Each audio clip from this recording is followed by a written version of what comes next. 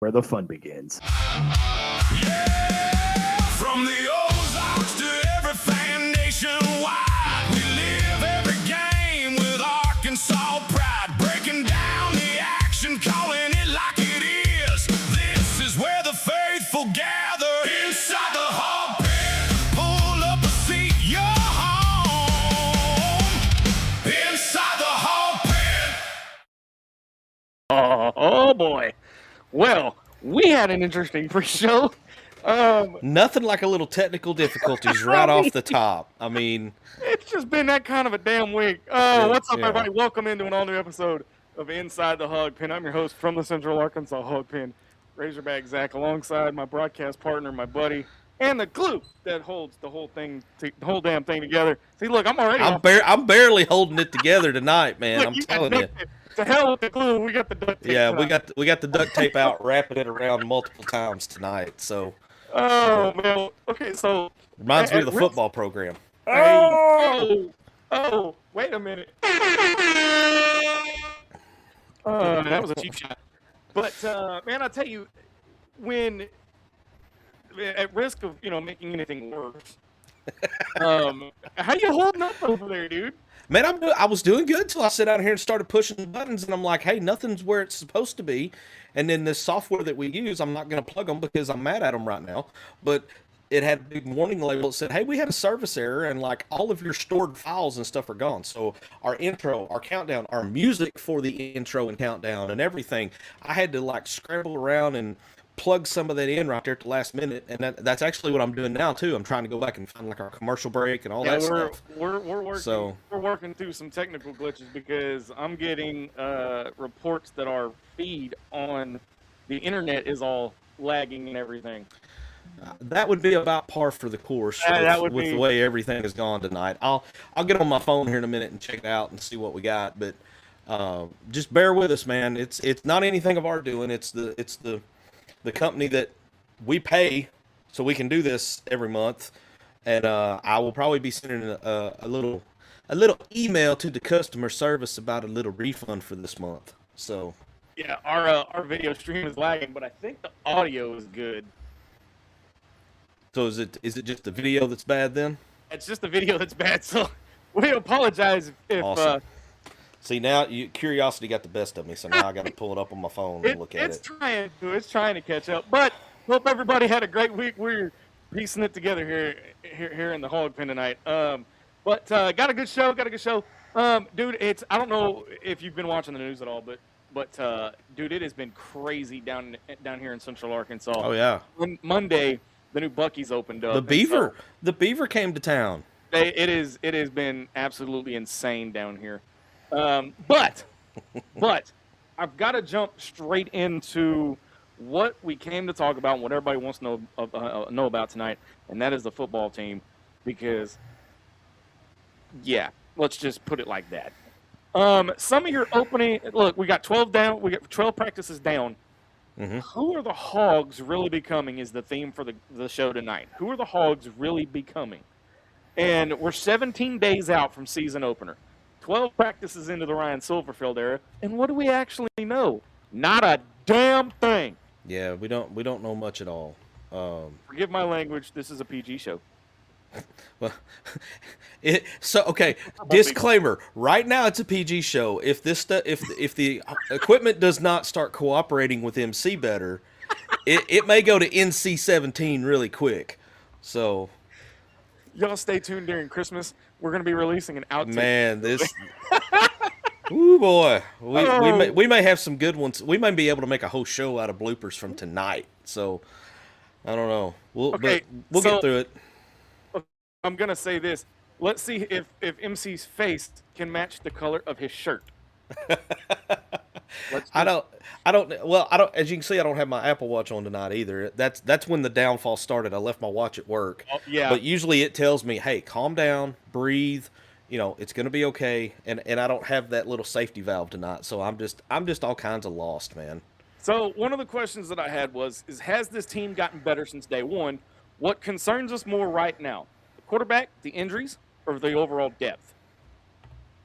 All right. And are we seeing the identity of the Silverfield Cramsey offense yet? That's the biggest thing. That's a good question, man, and I don't know that, honestly. I don't know that you and I could answer that. We would need our old buddy from across the river from me to watch a couple practices and say, hey, this looks like a Silverfield team, or they're not there yet. Because I mean, they've been. To me, it's been kind of telling that they've been very careful about what information gets put out. You know, they had the scrimmage, but it was closed, and you know, they're everybody's playing their cards real close to their chest right now. And coming off of what we're coming off of, again, we are a damaged fan base. We are very PTSD. You know, we have a lot of it. We'll just put it that way. And so we're all automatically thinking the worst, where when it could be the fact of, like, you know, the coaches are looking at it and being like, hey, we may be all right here. And they don't want to give anybody that impression that Arkansas is not going to be the pushover. So, okay, and we're going to get into the quarterback battle because, again, to me, that is the center focal point of the team right now. Is Facebook down still? No, Facebook's still down. Yeah, Facebook's up. Yeah, we're good now. It was lagging for the first couple of minutes. All right. But it looks like we're up and running. Look, for those of you that are just joining us, we had a rough start. We had a rough start. We got out of the gate engine was kind of sputtering a little bit. We fumbled the snap on the first play from scrimmage. You know, we are not to the point yet we were when the two running backs like completely ran into each other. Remember that? But we're not far from that. Even MC's lagging right now. Look, this is oh boy. It's just one of those nights, man. It is. But you know what? That's what happens here in the Hawg Pen. We just kind of roll with it. Okay, so at this point in camp, you're 17 days out. You got 12 practices in. Potential doesn't matter nearly as much as reliability does. Yeah, I would agree. You know, I mean, this team's got potential. Across the board, it does. I mean, heck, look at Sutton Smith. Sutton Smith just got nominated for the preseason Doak Walker Award. Yeah, and I think I'm not taking anything away from Sutton Smith. He was a heck of a back when he was at Memphis. But, I mean, there's going to be a little bit of difference in the level of competition on defense from the American to the SEC. You know, one of these days, MC, you know, as we're getting off track here just a moment, I wish I could take a picture of what I look at during the show. Yeah. I have 4 different monitors going at one time to make sure our feeds are up, notes. I got the iPad going with the outline, and then the camera. Dude, my ADHD is going crazy over here. But no, and again, we've got the talent across the board. But the biggest question still, and I want to get your take because we watched another podcast, morning show. Mm-hmm. Yep. Kind of sort of. Earlier today, and they kind of had the same take that you did, that the quarterback battle is not necessarily a battle anymore. Yeah. Yeah, that's so looking at and I'll plug them because it's a great show. I watch it almost every day. 4th and 5 with DJ. You know, the Grant Cook, Jonesboro guy, shout out NEA. He is of a similar opinion that I am, that this whole quarterback battle may not quite be such a battle, more than it is kind of a smoke and mirrors distraction kind of thing. So you're thinking, so I'm trying to pull up that clip here. I think, and I've said this before, I think that it's been decided. Yeah.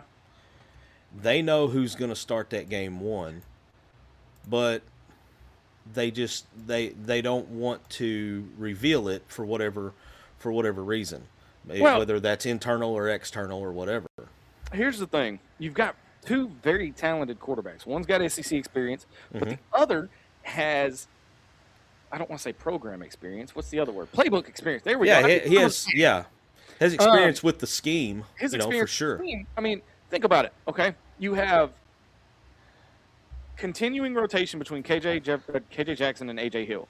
Okay, the coaches are emphasizing the need to play clean, Yes. execute the offense, avoid turnovers, put the team in a position to win. KJ Jackson's got arm talent. He's got a good arm. He's got the arm. Ability. He's got experience, decision making, consistency, turnovers. I hate 20 turnovers. 20. That's I know. the number I'm going to throw out. All right. And that's, with AJ Hill, you have accuracy problems. You've got his decision making, his pocket presence, the Memphis experience. When we talk about the scheme, Yeah. the ability to operate Cramsey's system, because again, that's his OC from Memphis. All right. And then, is he more consistent than he is explosive? You've got to, you got to look at it as, and I don't think, look, you're going to have, and we've talked about this a couple weeks ago. You've got to play both quarterbacks in that first game. You have to. And if you see one, you do. If you don't see the other until after halftime, there is a major problem. Yep, that's a big problem. I mean, honestly, if you're not seeing him, I would say at least by the halfway point of the second quarter. I mean, I'm gonna be cringing a little bit. I'll just be honest with you. If we don't see him until then, I'm gonna be cringing. So I have a question for you. If the season started tomorrow, yep, who starts under center? KJ. Why? I think it is. I think he's the more talented of the two. Okay. I think he's the one that gives you the best opportunity to win consistently. We talked about that whole consistency thing. I think if you go with what's his last name? Hill? Yeah. If you go with AJ Hill, to me, that's based on what little bit I know about both of these guys, that is being like the ultra conservative guy, because he's least likely to have it. He knows your playbook the best. He knows what you want the best. Right. So there's a safety net thing there with him, but I think you can't go cautious there, because we talked about this in the first show of the season. You got to come out in that first game and take their soul before the end of the first quarter. Well, okay, but you also threw the pitch out there, and I'm going to throw it back at you. What happens if they go 3 and out that first drive? Yeah, that's not going to be good. What happened? And again, first drive, and I defended the team. I said, look. By the way, what's up, James? Yeah. Hey, we got something for you, James. A little later on in the show. Hang around towards the end of the show, James. We got a whiteout of all whiteouts for you. Now you're wrong for that. You're wrong for that, MC. It kind of fits with the whole theme tonight, though, because everything's wrong so far. Yeah. So here's the question: what does KJ have to do to lose the job? But the flip side of that coin is, what does AJ Hill have to do to win it? Because here's the thing: going into that Alabama game, or that Northern Alabama game, mm-hmm. You're going to be looking at the team's potential going to Utah the very next week. Yeah. All right, and you've got a short turnaround too. All right. Mm-hmm. And then you've got Georgia on the heels of Utah, so it doesn't get any easier. No, it's not one of those. It's not one of those that you don't beat us to the punchline there, James. You can't take, we'll play in the first SEC game and see how you can't. You've got to make a decision right then. But I think it's going to come down to, and this, again, this is just conjecture. This is just my opinion here. Yeah. It's going to come down to the quarterback who can make those in-game adjustments on the fly at the line. Mm-hmm. The ability to read the opponent's defense. Yes, and you mentioned a question about what would it take for AJ Hill, right, to win the starting job, or to maybe take over in that game and play the majority of that game. I mentioned earlier, he's the safety net. He's got familiarity. He knows the playbook. It's one thing to have familiarity, and to know the playbook and to know the coach, but you got to be able to execute it. Oh yeah. He can know I can know the playbook inside and out, but I can guarantee you right now I can't execute it. Okay, so who's and again, I'm gonna play the DA card, the dump card. Mm-hmm. Okay, I know the answer ish, but just for the fans that are asking that question that don't know, Right. what's the difference between Memphis's playbook that Cramsey used and Arkansas's? Why couldn't AJ Hill pick up if he could pick up Memphis and he knows the offense and he knows what to expect from Silverfield and he knows what to expect from Cramsey? Why doesn't he have the intangibles to show KJ Jackson? Well, and I think the reason that you're seeing this quarterback battle is because of the fact it may be one of those situations where he knows the playbook inside and out, and he can execute pieces of it, but he can't consistently execute it as well as KJ does. Right. Because of just the difference in natural ability, in the difference in talent. I mean, we'll just call it what it is. It's a difference in talent. It is. It is a difference in talent. So here's my first. I'm full of debate questions tonight because I'm feeling a little antsy. Who's the quarterback with the highest ceiling in your opinion? As it sits right now, of what we know, 17 days before. Yeah, I mean, not knowing anything, I think 99% of fans and talking heads and everyone that's not a coach is going to default to KJ Jackson simply because you're thinking back to what you saw last year, and when he did get an opportunity. I mean, it was kind of mop up time against Texas, but he did lead the team right down the field and score. And then he had a few other appearances that were not bad. You could see potential there. It was raw, but you could see the potential. Well, so I think nearly everybody is going to default to him. Well, yeah, I can see that. But the thing, all right. So here's the other flip question to this. Hey, we're getting our ticker back. The quarterback with the least likely to lose the game. Quarterback least likely to lose the game. The North Alabama game? Yeah. It better be both of them. I mean, if you had to pick one, I'd go KJ Jackson, least likely. Probably. I mean, and we're guilty of this too because we're just not familiar with AJ Hill. We saw one game with AJ Hill, and that was the game. What's that? Look at here. I took the board for just a second. Look at okay, Pooh Bear, Pooh Bear the Prophet. That's funny because my original on-air name was Zach the Prophet back in the day, back in 2004. I'm showing my age. KJ's got 4 touchdowns, no interceptions, way better red zone quarterback than Taylor Green. I agree. Which, by the way, Taylor is making his NFL debut the 27th. Yeah. Where's the little confetti cannon? Good for him. I'm happy for him. But let's not schedule the parade just yet. Well, okay, but here's the thing: don't make the mistake of assuming the competition has to be decided based solely on who makes the prettiest throw. I mean, I can throw a perfect spiral. That doesn't mean I'm going to go out there against Georgia or Texas and be able to lead the team down. I want to see good decision making. There's 2 things that Cramsey has been emphasizing every practice: execution and playing clean. That's it. That's all you got to do. Yeah. It bothers me that neither quarterback has stood out. It bothers me that nobody, that either one of them have kind of separated themselves. So I'm going to go devil's advocate here. How do we know they haven't?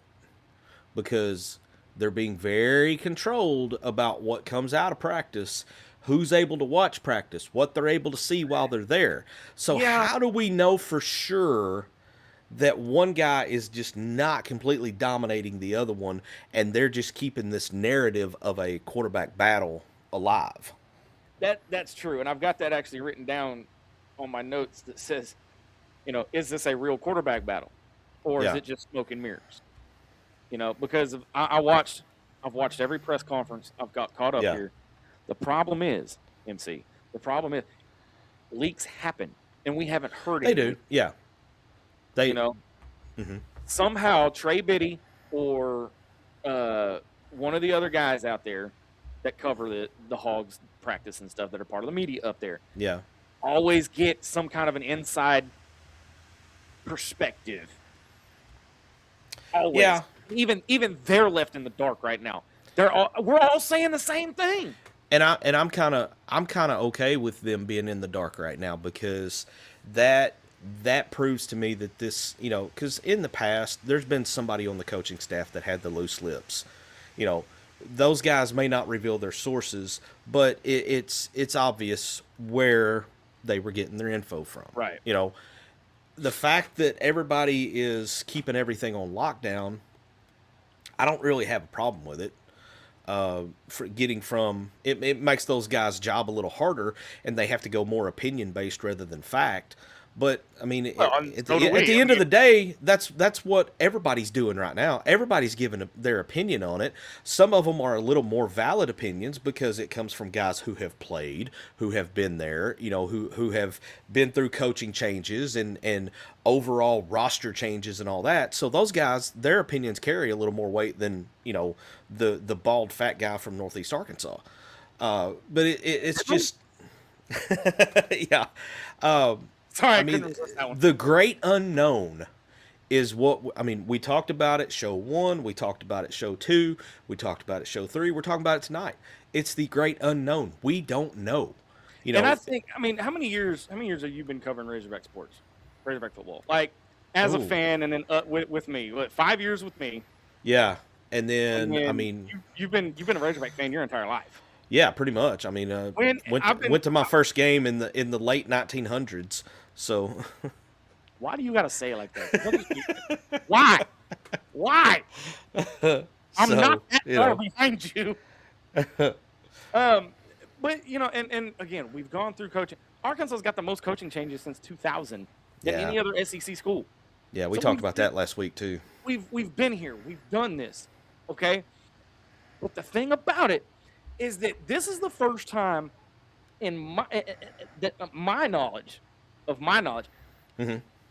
that we don't know jack crap about this team. We know absolutely nothing. Yeah, we don't know anything about it. The roster's out there. You get the hype videos. You got Hogs Plus. You got all these outlets now, with digital media and everything else. That's great and all. But I'm talking about the very meat and potatoes of this football team. We don't know until September 5th, until 17 days from now, what the version of this team that's going to take the field. Is it the one that's going to lay down and get the bacon slapped out of them? Or is it the one that's going to come out and punch somebody in the mouth? Well, and I want to know that's a question. The other thing I want to know is, how are they going to respond to adversity? If there is something, let's say there's a fumble, an interception, something bad happens in that first game, how are they going to respond? And I want to break this down because we're going to talk about the defense. I don't know if we're going to talk about it this week or next week, depending on how much time we got, unless we go overtime, which tends to happen here. Mm-hmm. I hate watching shoulder tackles. Wrap up and bring them down. Why? Attention to details. Yes. We've heard. Mm-hmm. We've heard some of the coaches talk about it. A couple of the defensive coaches. I saw a soundbite today from the running back coach that he was talking about own the ball, OTB. Yeah. OTB, or it'll be RBC right beside coach. Yep. Little things. Braylon Russell, big storyline. Okay, with the offensive side of the ball. The offense has this group become a strength? No. Y'all not know, yet. I would say definitely not yet. Y'all know I am a stickler for the offensive line. I'm a little dude. I'm 5'9", 230. All right. But the offensive line is where it all starts, up front. Okay. Can we actually run the ball? Yeah. Well, and I'm gonna put this statement from Pooh Bear the Prophet back up there. He's putting that prophet thing to the max here. I'm having to watch the live stream because my eyes are kind of fuzzy on me. So it says, I would say the only thing that is certain is that this offensive line. We'll have a top 5 offensive line in the SEC is his bold prediction. My friend, that is a bold prediction. All right, I'm going to say this, and I apologize for anybody that is offended by some language, but you got some balls on you. God. We're about to find out if he's a prophet or not. Because now, I'll tell you this. If we end up with at the end of the season, if we end up with a top 5 offensive line, Yeah. I'll put him on the show for half an hour. Oh yeah. We'll. I will put him on the show for. He can sit in my seat for half. We an will. hour. We will definitely be eating the crow for sure. Oh, absolutely. Gladly eating it. But the thing is, and for the first time in 10 years, I want to eat the crow at the end of the season. That's me. I want to come back. To be proven wrong. Yeah, I want to come back in November and look at these shows that we're doing now and saying, man, I was such an idiot for saying 3 wins is the ceiling. Well, yeah, because again, number one, we only have the past to go on. Yep. Okay. Number 2, we don't know the full potential of this team until September 5th, and you can't even say that. Yeah. I'd say it the next week against Utah because that's their first challenge. Yeah. I think whatever comes out of that North Alabama game, good or bad, don't put a lot of stock in it, because that's kind of like the UAPB game from a couple years ago. Don't do that. Don't do that. Because I got excited. I was like, okay. Somebody got a little too excited after that game. Shut up, MC. We're not going to talk about it. Start talking about 9 wins and. Okay, now that wasn't me. Well, oh yeah, it was. No, it was. I said 8.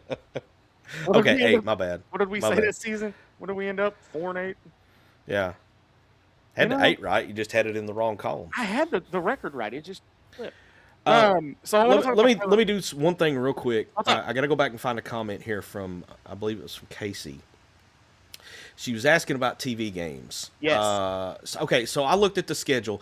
Every game is going to be on TV, with the exception of the Tulsa game, and then that's the one that's going to be on SEC Plus. That's your ESPN. Because that's your ESPN app game. But every other game will be on one of the ESPN channels, because ESPN or ABC, because they own all of the rights to SEC now. Now, Utah game is a little different because that's a non-conference, but it's either Fox or Fox Sports 1 or Fox Sports, whatever they call it now. On FS1. I think that I saw where that one's going to be on FS1. Let me look at this real quick because I still got the schedule pulled up. No, it's an ESPN game as well. It is an ESPN game. That surprises me because Utah being a Big 12 team and being at home, I figured that Fox or FS1 would have the rights to that. But no, not necessarily, because I don't know. That one, the way they do the TV rights nowadays. It's a little different, but rest easy, Casey, because every game, with the exception of the Tulsa, will be on some form of traditional TV. Yeah. I want to talk about Braylon Russell for a minute. His physical transformation, this dude got big. And he got big. Mm-hmm. What are some of his expectations going into the season from a fan's perspective? What are we looking for? Like, I'll give you an example. Can he become the guy? That's what I want to see. And I'm not talking. And when we talk about the running back position, the bar's been set by Darren McFadden with a Felix Jones in close second. Nobody's going to touch that. Nobody's going to touch that bar. You're not going to get there. But you can shoot for the moon. The best you can do is land on a star. Look, if he could be Cedric Cobbs, Fred Talley, Alex Collins, Jonathan Williams, if he could be that level of consistency, I think you take that all day from him. But it's time for him. You know, you asked what we want to see. I want to see him step up and lead that running back room. Yes. I want him to be the guy that takes charge and says, you know, look, this is what we're going to do. This is how we're going to do it. Y'all follow my lead, and I'm going to take us to the promised land. That's what I want to see from him. Yeah, but at the same time, can Arkansas establish a legitimate running game and a running identity through Braylon Russell? He's going to have to be the lead back. He's going to have to be, because Sutton Smith is, while he's a good back, he's a completely different build. You know, you've got an opportunity there for a thunder and lightning kind of combo with Braylon Russell being the bruiser, the guy who can run over people, maybe not outrun them, but he can run them over. He can run through them, yeah. Yeah, Sutton Smith is going to be the guy that you're going to be pushing to the outside and relying on his speed. I tell you who he reminds me of. Sutton Smith reminds me a lot of Fred Talley. If you remember Fred Talley. I remember. Just kind of a little. I came in on the backside of Talley's Fred Talley. Fred Talley was a little bit smaller version of Felix Jones. Okay. He was a little smaller. He was kind of one of those little scat back kind of guys. The earliest running back I remember, like vividly remember, is Cedric Cobb. Okay. Well, Talley played with Cobb, and when Cobb got hurt, Talley took the majority of the snaps after that. But Talley he was little, man. He was you remember with McFadden and them, the guy from Florida, Michael Smith. Michael Smith, number 21. Okay. Fred Talley and Michael Smith. The other game, the other. No, Fred Talley and Michael Smith are built very similar. Okay, yeah. No, I know that. I can make that. Wide receivers. Again, it. Don't know. Remember these two names. Courtney Crutchfield obviously needs to step up. He's got. Yeah, we got to see something from him. Well, but MC, you got to remember too. We're a run first team now. We are. We're playing that smash mouth football. Okay? So don't expect, 40, 50-yard passes all the time. But do they have my biggest question is, do they have big playability? Who is emerging? And can Arkansas create explosive plays consistently when you can't run the ball? We've heard about this Chris Marshall kid, who's Where did this kid come from? He's a fifth-year senior, transfer from Boise State. 6'3", 213 pounds. Okay, so I'm looking over the roster here. I'm looking at the wide receivers. Man, this may be the most size that we've had at wide receiver in a long time, because Crutchfield is 6'2". C.J. Brown's back. He's 6'1". Chris Marshall 6'3". You've got Jude Hall, which is an incoming freshman. He's 6'5". Antonio Jordan, the kid from Warren that got hurt last year, that everybody was expecting big things and then he got hurt. Yeah, he's 6'6". And then you've also got a couple more guys that I've never heard of that are transfers in from like Henderson State and Utah Tech that are both over 6 foot as well. One name I didn't mention in there, he's 6'3", 222 pounds, is Pawpaw himself, Monty Harrison. I'm gonna save Monty Harrison for a second. I'm gonna get to Pawpaw. Did you really just call him Pawpaw? Well, the dude's like 30 years old. Hey! Just because he's my age or close. Well, okay, football age though, he's a dinosaur. Okay. Yeah. I'll get to him in a minute, but you look at these guys. Okay, the majority of your D-backs a big D-back in the SEC is going to be your 6 foot guy. We're going to have the height advantage. Can we get a quarterback? Well, first off, can we get an offensive line to protect the quarterback long enough to get the ball to these big receivers? And then when we get it to them, are they going to be able to do something with it, or are we going to be iron skillet hands again? Are we going to have an NIL deal with Lodge cast iron? Right. Hang on a second. Because we can't catch it. Jonathan Parker, JP says, yep. Yeah, but all the reports are saying they're not running very much in practice. Could be they're saving them and trying to see who wins the quarterback spot. Could be. It could. Well, does that not hurt conditioning? And yes, I know I'm closer to 40 than 30, James. Thank you there, buddy boy. I mean, I don't know. I mean, but looking at the roster, looking at it on paper, the size is there. Now, let me go back to Pawpaw for a minute. Monty Harrison.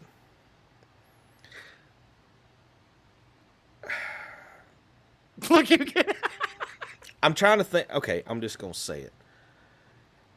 It's PG. Remember. If my man's gonna be on the team, let's get a position change. I would. Okay, guys, 6'3", 222 pounds. Right. And you've seen him. I mean, we've seen him in some mop-up time. He's a big dude, man. He's a big 222. He's yoked. Put him at tight end. I'd see him as a blocking tight end. Yeah, I can see that. Why would you not? I mean, if I'm Monty Harrison, and I want to see the field, there's a lot better chance you're going to see the field at tight end than you are as a wide receiver. Put him over at tight end. Because more than likely there's going to be a mismatch there. Yeah, and that's actually the next one on my list. The tight end spot, blocking versus receiving, was the first one, my first note that I had. By the way, remember the name Jaden Platt. Yep. He was named what's the one? That's not the Doak Walker. It's the Mackey Award. The Mackey. So many awards I got to keep up with. The Mackey Award preseason list. Well, and he's the transfer from Texas A&M. And yeah, but the problem is depth and injury. That's the thing. But I don't hate the idea of putting Monty Harrison at tight end because again, you're gonna be running more than you are throwing. Put another blocker out there. Yeah. Use that tight end as an extra blocker to open up a hole. JP agrees with me. He said he's been one of these guys. What do you call him? He called him a training camp hero. Because if you remember last year, we heard a lot of good things about him too. And then he, as my uncle, God rest his soul, would say, he didn't piss a drop when it got to the regular season. So I want to start using that in my old age. That is great. Hey, do we have a break? I have a break ready. Okay, it's ready. We're going to take a quick break. On the other side of the break, we're going to talk the defensive side of the ball, plus more of your questions and comments. You're listening to Inside the Hawg Pen. Back right after this. We think. Attention Razorback fans and local businesses. Are you ready to reach the most passionate Arkansas sports fans out there? Introducing Inside the Hawg Pen, not your normal Razorback talk show. We're fans first and don't try to hide it. No agendas, no propaganda. At Inside the Hawg Pen, we call it like we see it. And now we're looking for sponsors to join the team. This is your chance to put your brand in front of thousands of loyal Razorback fans who live and breathe Arkansas sports. From small businesses and fans, we have sponsorship packages tailored just for you. So let's grow together and make Inside the Hawg Pen bigger and better. Don't miss out. Call 501-416-4331 or email us today at insidethehogpen@gmail.com and become a proud sponsor of Inside the Hawg Pen. Welcome back to Inside the Hawg Pen. Razorback Zach, Marcus, MC, Carlton hanging out with you. I was dying during the break. That whole piss line just that tripped me up. You never heard that? I've heard variations of it. Yeah. But I've never heard it put quite like that before. That was hilarious. Hey, by the way, talking about never hearing about stuff, October 10th, 6 to 9 p.m., North Little Rock, Argenta Plaza. Once again, we are the MCs, not this MC, but the actual master of ceremonies for the Little Oktoberfest 2026 coming up October 10th. I'm going to be there live, and I'm going to have a ton of guests, including this guy over here. I think we have figured out a way to finally get me there. It is a time in the make. Plus, we'll have guys from Hawg HQ and a couple of surprises. You're not going to want to miss it. Mark it down. We'll have ticket prices as they get closer, and might have a couple of VIP tickets available if I've worked my magic right to give away here on Inside the Hawg Pen as the football season continues. And yes, that is the day of the Tennessee game. We don't have a time yet, but I will have that day. We'll have the Red River rivalry covered, and I want to say Alabama's big game is that day too, the third weekend in October, I think, or it might be the second. I was trying to look back through since I'm having to go and find everything tonight. I was trying to go back and look through for some of that awesome Little Rock Oktoberfest music that I gave you a couple years ago. Oh God, that was the polka stuff. All right, so real quick, because look, we're going to get off in the weeds, but that's fine because that's how we do it here. For those that don't know, a couple of years ago we did we kind of do our special graphics just for the Little Oktoberfest, and big thanks to MC for putting that together. I didn't know what he had until I got to the event and started running sound checks. That was by design. He wouldn't tell me. He wouldn't upload it until I told him I was there. I hit the button. It is some kind of weird polka music that I just... It was traditional German Oktoberfest music is what it was. I could not for the life of me keep a straight face at all for like the first 5 minutes. But that's, again, 6 to 9 p.m. October 10th. North Little Rock, Argenta Plaza, same place we were last year. Like I said, we'll be out there live all night long, keeping you guys covered. Come out. It's a charity event, and we'll have more information as the event gets closer. Okay, so defensive side of the ball. Is this my biggest question about the defense right now, MC? Is this the unit that carries Arkansas? Do we finally get an SEC caliber defense at the University of Arkansas?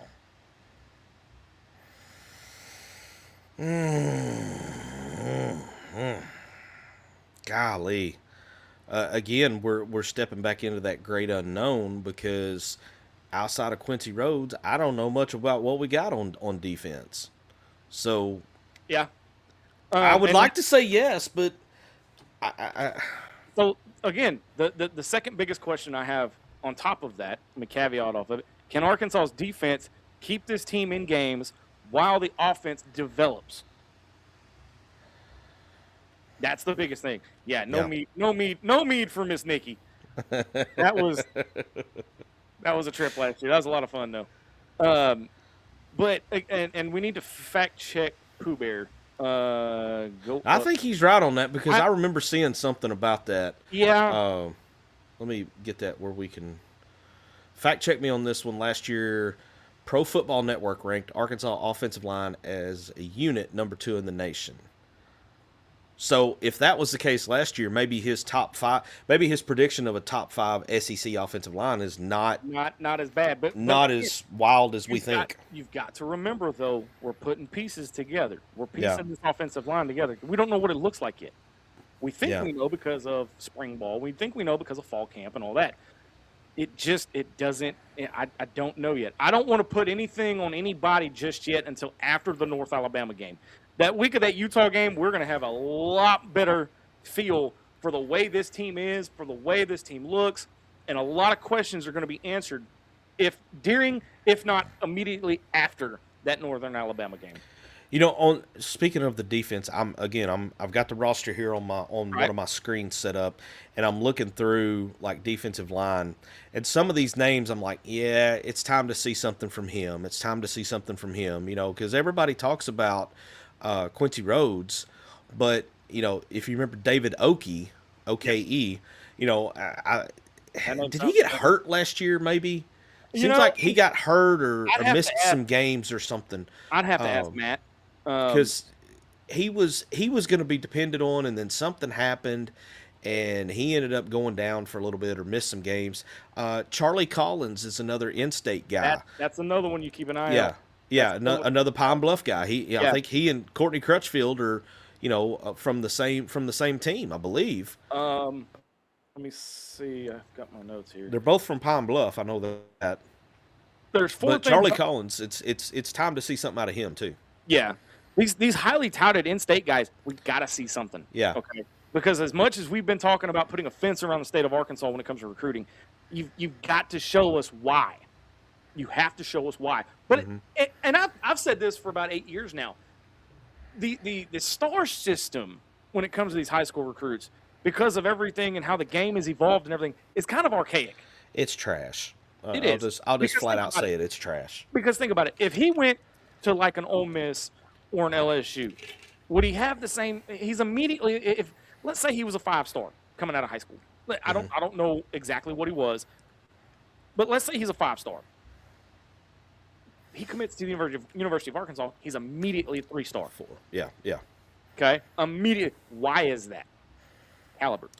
Well, and that tells me a lot about who's putting together these star rankings too, because it didn't matter, you know, if this was a kid you'd never heard of. If he committed to Alabama or Oregon or Ohio State, he's going to be a 5-star no matter what. I don't think, and somebody fact check me on this, I don't think D-Mad was a 5-star.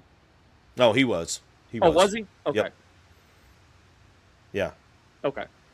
I couldn't remember off the top of my head, but yeah, because that claim was made that he wasn't a 5-star, and then back before fact checking was really a thing, it got fact checked pretty quickly because it was a coach that said, well, he wasn't a 5-star. So no, he was. There's a couple of things to look for on the defensive line. The pass rush. Can we get to the? Can we have one, please? Have one. We look like Swiss cheese out there last year. Can you get any kind of pressure on the opposing quarterback? Interior disruption. Yes. Okay. Number 2, rotation. Can you pull guys, switch guys out, and keep fresh legs in there all game long? Do we have that depth? And who can consistently win the one-on-one battle on that on the other side of the line? Well, and Arkansas is going to have to be able to bring pressure with 4 if they're playing a 4-man front. I don't even know if this new defensive coordinator plays a 4-man front or if he plays an odd-man front. I don't know. We don't know. We're going to have to be able to bring pressure without running Engage 8 from the NCAA football playbook. Hey. I won several national championships. On Hey, freshman I mean, yeah, Engage 8 is my favorite defensive play. That's why my Yes. defense sucks all the time. But you can't put those blitz corners. all night. Yeah, you can't put those D-backs out there on an island. You know, we don't have the guys back there that can go one-on-one and win the majority of those matchups. We've got to be able to provide them a little bit of help, meaning that your defensive line has got to generate some pressure. Do you still have the roster up by chance? Yes, I do. Yeah. Phoenix Jackson, linebacker. Okay. Spit his stats out for me. His intangible. All right. Phoenix Jackson, 6 foot, 221, 5th year. He's a transfer guy from Baylor. Okay, so his physicality, his communication, and the depth at linebacker. Let's see. He played in 3 games last year before having a season-ending injury. Had That just made me nervous. 11 tackles before the injury, 8 stops and a quarterback hurry in their season opener versus Auburn. Had 2 stops versus SMU, and then he had 1 tackle versus Samford. And I think the Samford game is the one where he actually got injured last year. So he was making, he's not necessarily the first guy there, but it sounds like he was kind of making things happen a little bit. My biggest thing is, can this linebacker core back up the defensive line? They have to. Okay, if they get past that linebacker core, we're in trouble. We are in deep doo-doo. It could be a long night. At that As point. far as the secondary's not doing too bad. That might be our strength. Braden Lee Yeah, is the name to watch for. it's transfer from Maryland. And we've got some young corners, dude. We got some young corners. Yeah, I'm looking through that right now. There's, a couple sophomores, a couple freshmen, but then we've got several upperclassmen too. Man, I got something in my eye here. It just kind of fits with tonight. Y'all excuse me while I rub my eye. But we've got some 5th year guys and some seniors back there too. Now the thing is, man, I don't recognize any of these names, so I don't know who's going to be first team, second team, scout team, because that's again, I just don't recognize any of them. we won't know anything. I mean, the depth chart comes out Tuesday before the game, Usually Monday or Tuesday, yeah. Monday or Tuesday. So here's the thing: is Quincy Rhodes the best player on this Arkansas defense? I think by far, yeah. Okay, obviously, because that's the only guy we know. Yeah. All right. So here's my question for you: who is the guy that nobody's talking about on this defense that by the end of the season could become a household name? Because remember, back in the day, there was Bumper Pool. Mm-hmm. All right. Just because his name was Bumper Pool, he was a household name as soon as he stepped on campus. But he became a household name because of the way he played, alongside Grant Morgan, alongside Michael Smith, Michael. Who's that other one out there? Michael. I don't remember a Michael. I remember. There's Bumper, Grant. Who was the third one? JP, help me out here. If you're still watching. Was that the other Henry brother? Or was it the other Henry brother? Was it Hayden? Hudson? Hudson was the tight end. Hayden was Hayden. It was Hayden was the Hayden. defensive It was player. Hayden. I forgot about him. Whoops. Michael was the receiver from transfer from Alabama. Okay.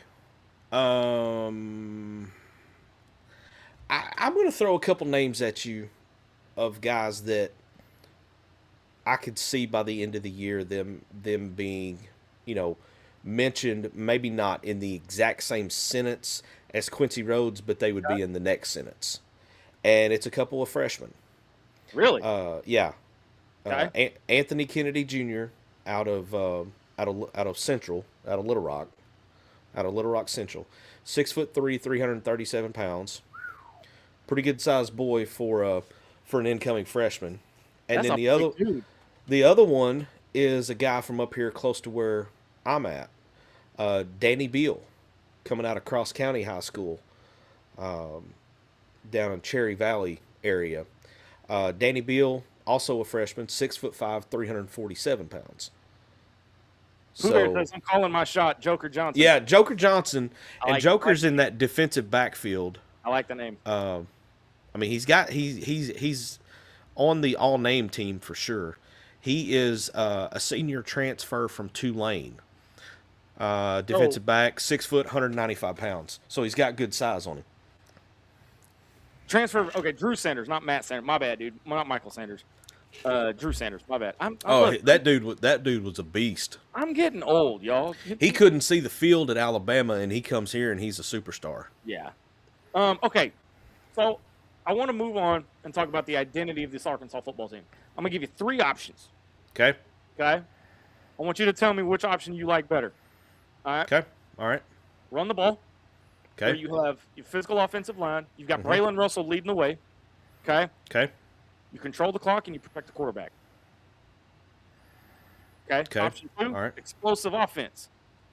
Ramsey system, a mobile quarterback, Courtney Crutchfield, and the Hawkins kid. Okay. Okay. You get to play action, but you play up-tempo football. Okay. Something we're kind of used to. Number 3, and I like this one a little bit better, defense first. Defense wins championships, right? Isn't that what we always say? That's what we've always heard. That's what we've always heard. Pressure the quarterback. You keep the games close, and then you let the offense grow as the defense keeps you in the game. That way you find a rhythm. So which one do you like better? And JP, Blue Bear, you guys in the live fan feedback, I want you guys' thoughts too. We're going to talk about it. Man, I just my initial thought, without overthinking it, I like option 1. Okay, tell me why. Because if you look back, and again, I know I'm creating the cardinal sin from Silverfield and looking backwards rather than forwards, but if you look at the history of Arkansas, most of the teams that have been what I would call above decent, the ones that have been good to really good, were very physical on the offensive line, had a very solid running game. Okay? Okay. Obviously the DMAC. If you look before that, some of Houston Nutt's best teams were when he had a good backfield. Even if it was Matt Jones running the ball out of the backfield, he still had good running backs there with him as well. You go all the way back to Chris Chakuma and Madre Hill on some of those really. Chakuma could go, man. I forgot about him. Those early teams under Nutt. You look at Chumbawamba. yeah, because nobody could say his name. But then even going into Bielema, you had Jonathan Williams, you had Alex Collins, you had this guy doesn't really get mentioned a lot anymore, but Devois Whaley was a highly recruited running back. And he was decent. It was just he was a little undersized. He had all the intangibles, except he just wasn't quite big enough. What about, so if you look at that, and then you look at the offensive line that paired with some of those guys, you had some Remington Award winners in there. Jonathan Luigs was in there. Frank Ragnow was another one. You had these big physical, mean, nasty offensive lines. I'm going to go with option 1 just without overthinking it, because I almost went number 3, because I do like the big physical defense, but I think the way the game is now, I think it's really difficult to have a brutal lockdown defense. If you've got a defense that's only given up 25 to 28 points a game now, that's considered a good defense. Think back to when I was a kid 30 years ago, when I was a teenager. I'm thinking about some of those black shirt defenses from Nebraska that were giving up 12, 13 points a game, or those Miami defenses of the early 2000s, that were just ridiculous with the way they played. Those guys give up 10, 12, 14 points a game. Right. And they were elite. But the game is so heavy towards offense now.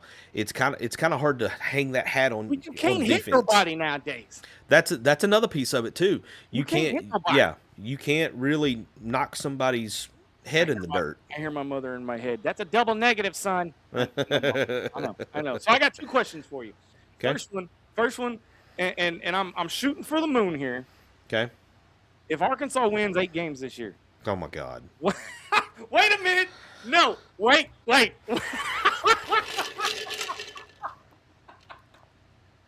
That's not where I was going. Okay. All right. I'm ready now. If Arkansas wins 8 games this year, what does this team look like?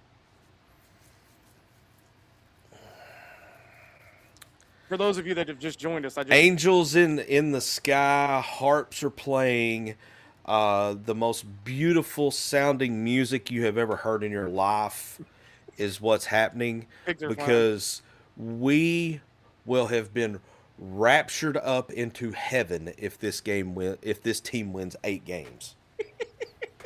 For those of you that just joined, MC about stroked out when I asked him about. All I did was ask him for the first half of the question. That was it. All right. So the flip side of that coin: if Arkansas only wins 5 or 6 games, what went wrong? Man, I in all honesty, if they win 5, Right.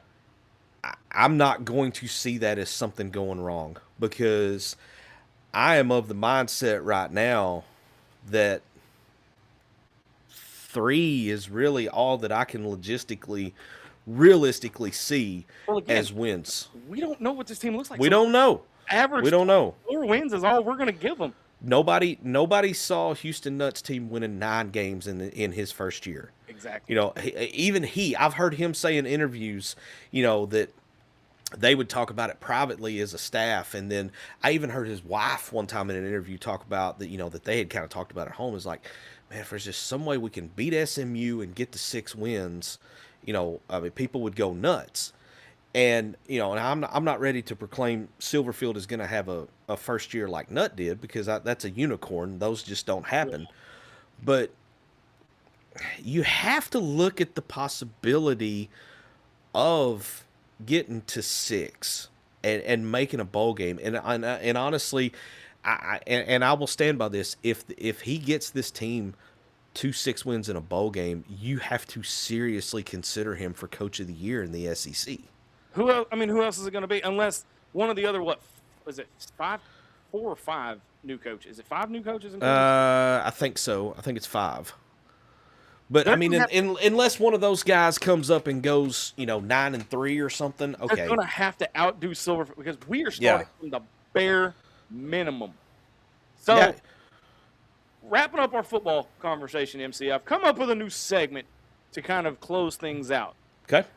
I call it the ITHP 5, and it's a rapid fire 5 questions. Okay. Okay. Number 1, QB1 today. KJ. MVP. For the season? For the season. Ooh, golly. Quincy Rhodes. Breakout player of the year. I'm going to go with my boy from NEA, Danny Beal. Biggest concern, what scares you the most? Yes. Yes. That was coming. Now, keep in mind, normally I go over everything that we're going to talk about with MC. Yeah. I held back this just to get his true reaction. Biggest single concern for me is, are they going to be able to do the little things on offense that cost them last year? You know, we've talked about this: 20 turnovers, 17 points from being 8-4. Can they fix the little things that cost them all of those games? Whether it's the late fumbles, the stupid penalties, whatever. Can they fix that? If you can fix that stuff, everything else becomes a little bit more tolerable. Okay. One hot take that nobody else has made. If you say 9 wins, I'm quitting the show right now. No, I'm not going to say 9 wins. I'm not. 2 backs with 1,000 yards. Oh. Holy. Nobody else is going to say that. Okay, that's payback for the 8-win question. Nobody's going to say that, and I don't know why that came out of my mouth, but that was just what came to my head. Mark the tape. Oh my goodness. Okay, August 19th. Oh yeah. So wrapping up the football, then we're going to get to a little bit of baseball, and then we've got to talk about what's going on at Penn State. Easy there, Tony. Easy there. We are past the point of talking about what Arkansas could be. We're starting to find out what this team is. 12 practices are in the books. The opener is getting closer. We're 17 days out. The quarterback battle still fascinating, but we still have something to prove there. And this roster is beginning to take shape. And now every single rep matters. The honeymoon period is over. It's done. Okay? Arkansas's on the clock now. Now it's time to find out if the Silverfield era can actually play football in the SEC. Period. And honestly, man, we're still 2 weeks out. I'm tired of talking about it. I'm ready to see something. You know, We may end up taking that. If nothing big happens, I'll tell you this. If nothing big happens, we may take next week off. Well, I mean, there's really not, barring something huge happening, there's not a lot different to talk about than what we talked about in the first 3 shows. You know, unless and God forbid, but unless there's something, you know, Yeah. that comes out of left field. I mean, I feel like that we have kind of talked this to death already, and that's what everybody else is doing too, because nobody knows any more than what we do right now. You know, there might be, you know, now obviously the guys that get paid for this kind of thing. Yeah. I mean, you know, the guys who have a talk show in the morning that are on the inside, okay, they're going to know a little more than the rest of us. But all the rest of us, we're all speculating. We're all. That's what we do here at ITA. We're trying to not let the Kool-Aid take over. But I don't know what you're talking about. Yeah. There's only so much you can say about it, you know. It really is. Okay, so 2 big things, and then we're gonna get to this Penn State thing because this is hilarious. First off, DVH ain't going anywhere anytime soon. But he made a statement the other day. I'm looking for the and I'm gonna vamp while you're trying to pull that up. And there was something very interesting about that statement that kind of stood out to me. And MC, when do you have it yet? I'm gonna have to go to my phone because I can't find it on Twitter, but I know I've got it on my phone because I sent it to you. Yeah. That's right.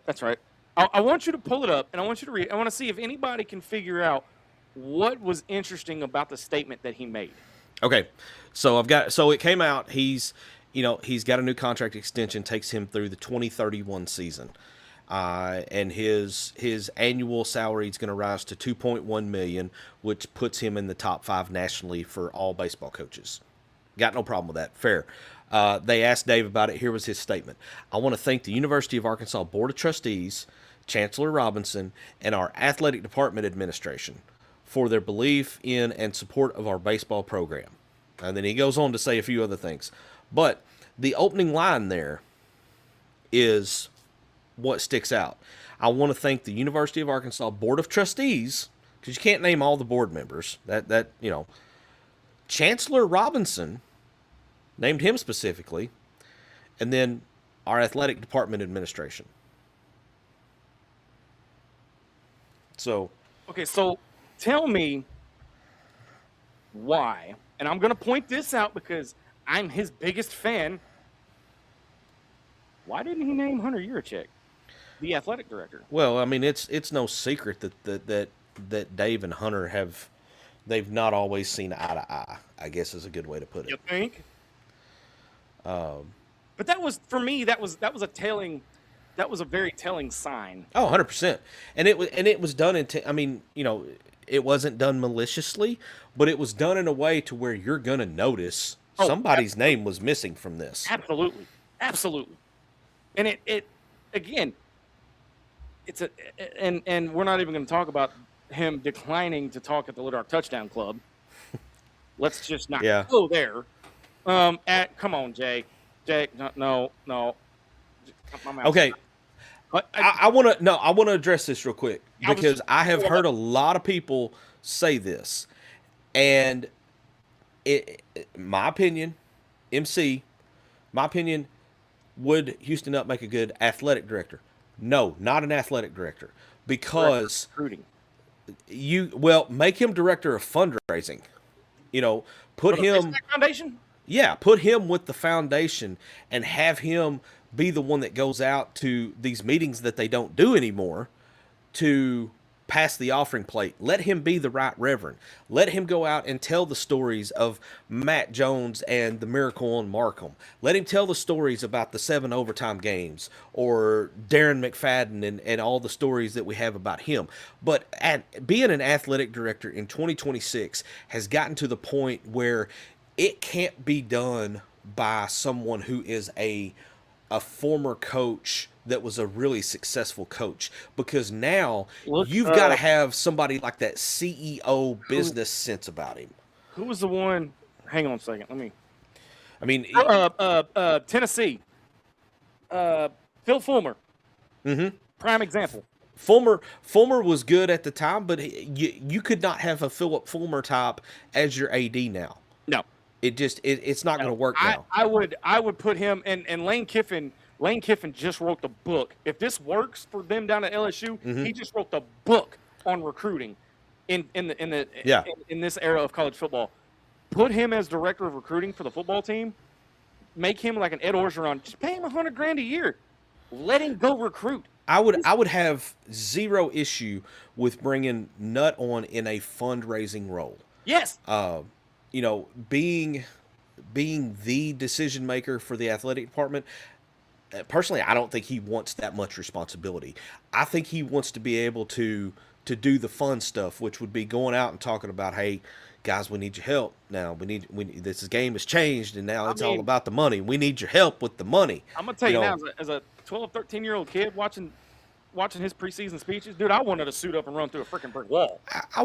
There was one of those that popped up on my TikTok the other night, and I think his first one. It was his first one. Yeah, because he was talking about, you hear that, that's for you, and that was unreal. Okay, so let me see what Justin's saying. So if Cal wanted it after he decides not to coach ball here anymore, would he not qualify since he coached it? No. Okay, hang on.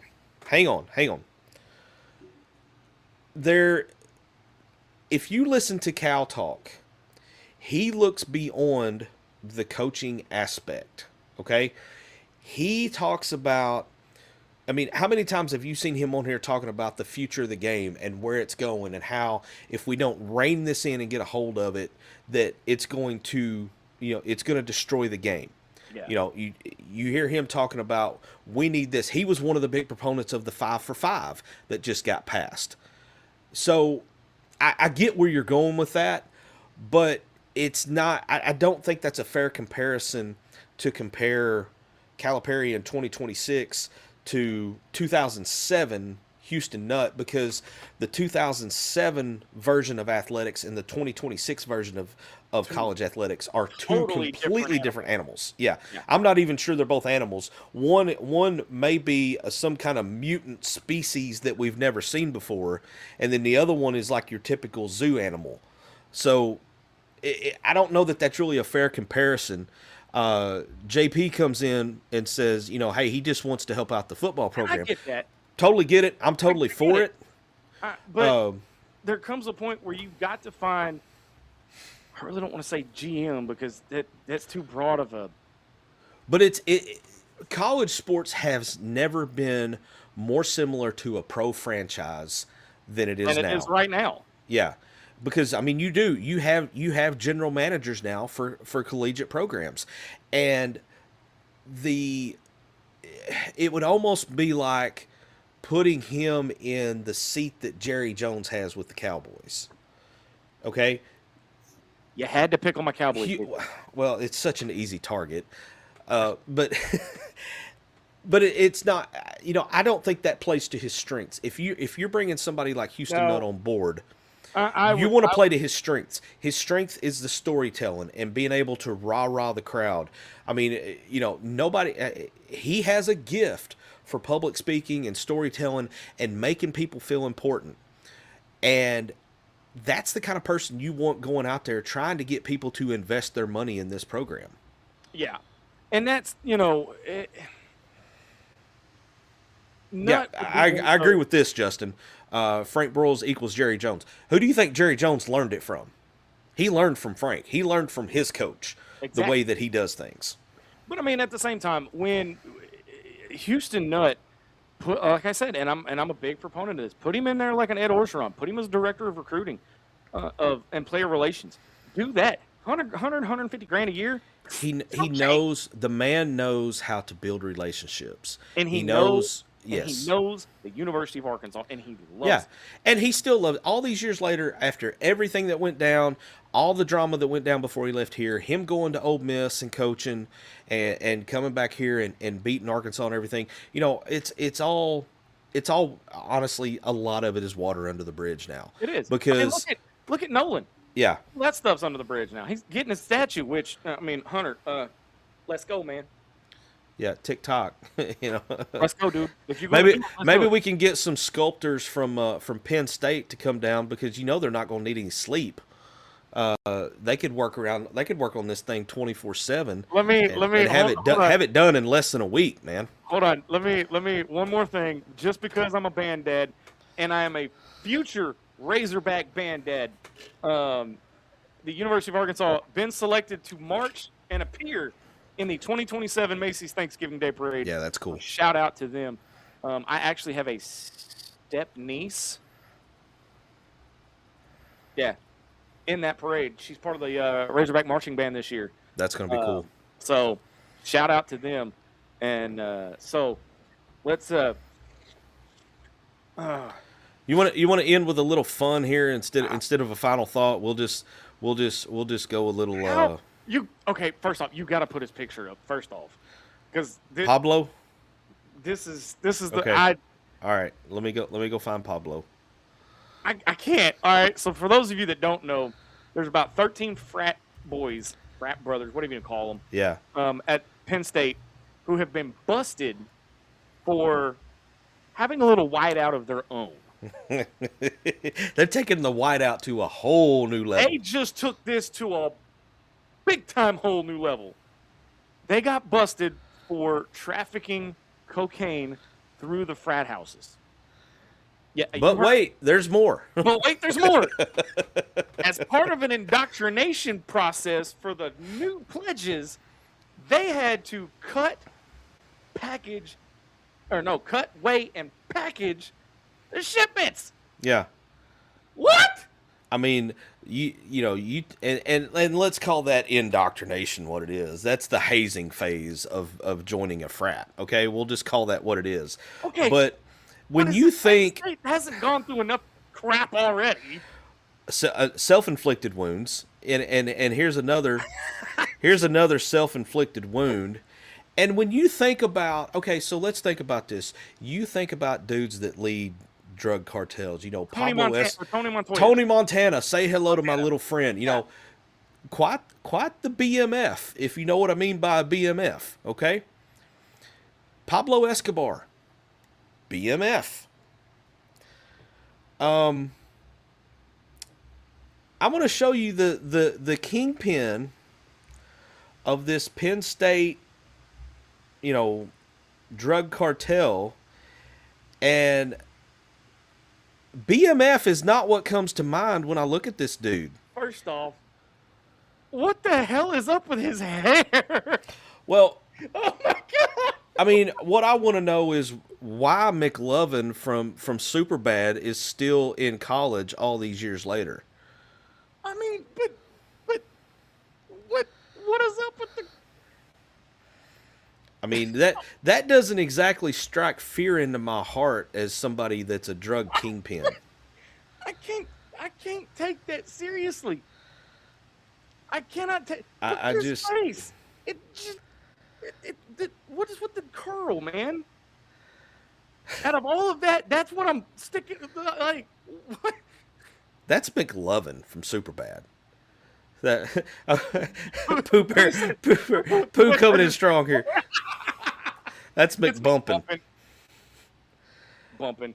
That's his name. I just. So yeah, that's what's going on at Penn State right now. You want to rush fraternity at Penn State? How quickly can you package a kilo? And Nittany Lion. I mean, let's go. Let's go, James. Like, give me the defense here, bud. like,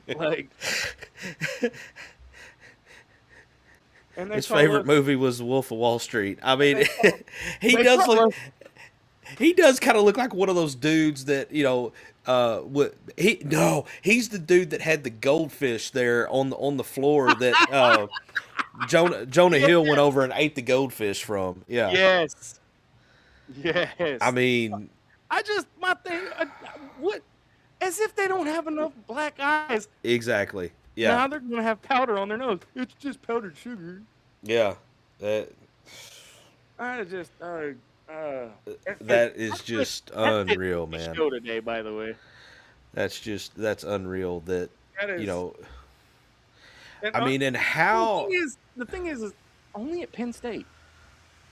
in what world do you think that you're going to get by with that? And of course, But what's funny to me was the fact that they had the pledges cutting yeah.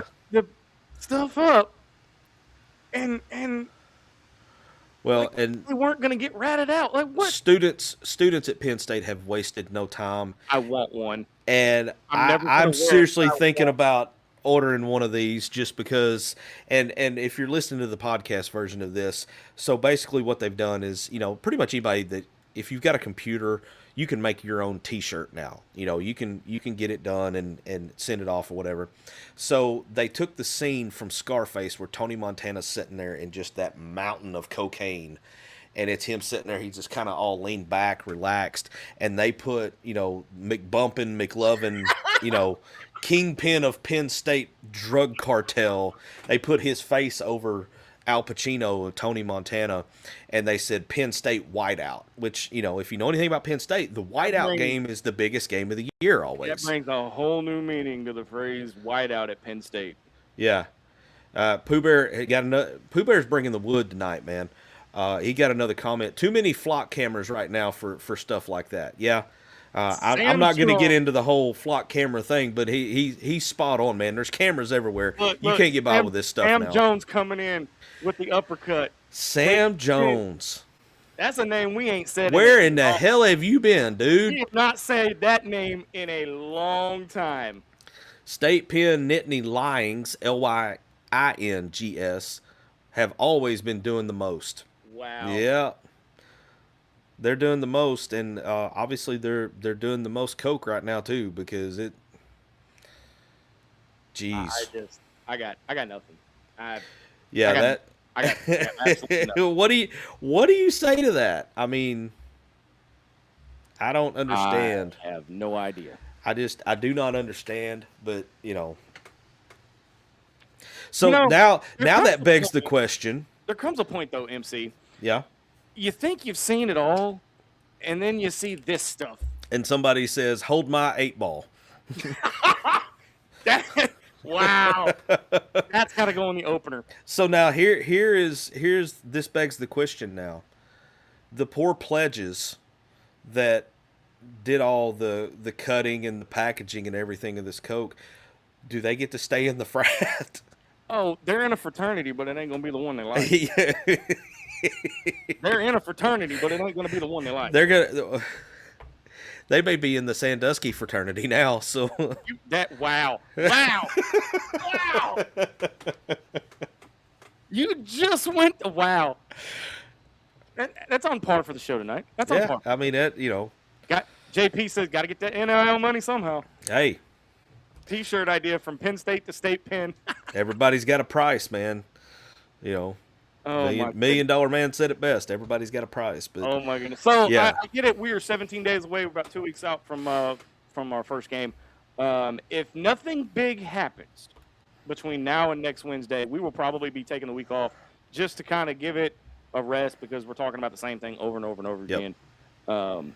But we will keep you guys updated, and I will definitely be watching for things. If not, we will be back in 2 weeks. Same time, same bat channel. In September, we may be moving to Thursdays. yeah, we'll keep everybody posted on We're gonna that. keep everybody posted. Pretty good chance that we will probably do that. But I'm telling you, man, season 10 is off and running. And I don't think we've had 6 weeks of preseason before the first game. So I think that's what's throwing us all off. Yeah, I think that's a little bit ahead, but we will have The 29th, I think, is when we have some week 0 games. So when we get to Oh, yeah. that point, we'll have some actual football to talk about.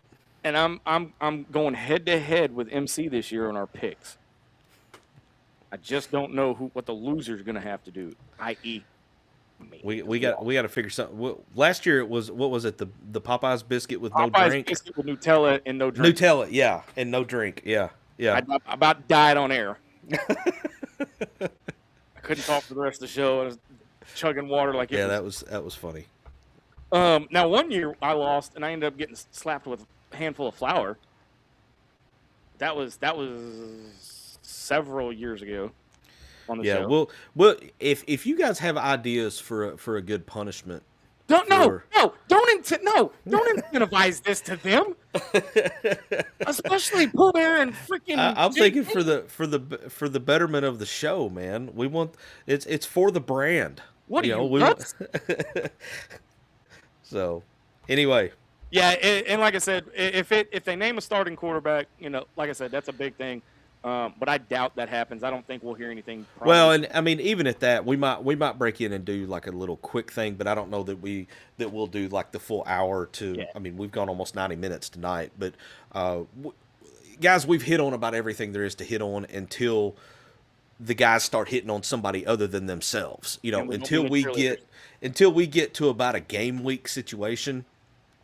As long as nobody loses their mind and takes off on a Harley or something, there's really not going to be much to talk about. So or, they do a frat house search and find cocaine. Yeah. Unless somebody gets on fraternity row and starts packaging cocaine, which not far off. No, just stop, Marcus. Just stop. Just Shut stop. up, MC. I'm not going to do it because I was really gonna Arkansas it up and say something about Arkansas wouldn't be cocaine, it would be Mountain Dew meth, but I'm not going to say that. So. Oh, there's so many sound clips to the show tonight. So many sound clips. But other than that, we're going to go ahead and get out of here because it's been one crazy 90-minute show. But like I said, it's always been fun, and Season 10 is off and running. So, with that being said, for Marcus MC Carlton, I'm Razorback Zach. You have been listening to an all-new episode of Inside the Hawg Pen. Until next time, so long, everybody.